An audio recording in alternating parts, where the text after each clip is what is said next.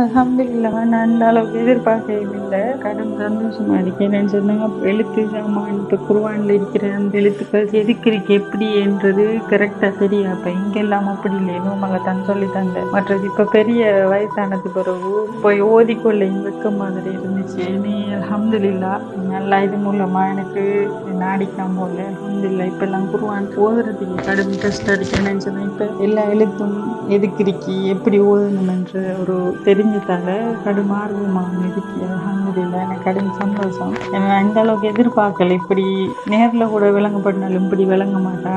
மௌலிமாவோட சொல்லி தந்தாங்க. ஓத தெரியும், பட் அதை எவ்விடத்தை நிறுத்தணும், எப்படி எவ்விடத்துல அந்த சட்டங்கள் தெரியாதுனே. அப்ப இங்க சொல்லி தந்ததை வச்சு நோமலா தான் ஓதினேன். இப்ப சட்டங்கள் தெரிஞ்சு அதை எவ்விடத்தை இப்ப நீட்டி நிறுத்தி அதெல்லாம் மோதத்தை தெரிஞ்சது பிறகு கொஞ்சம் கடும் மனசுக்கு திருப்தியா இருக்கு. அல்ஹம்துலில்லாஹ். எல்லாருக்கும் நல்லா பரக்கத் செய்யணும். அல்ஹம்துலில்லாஹ்.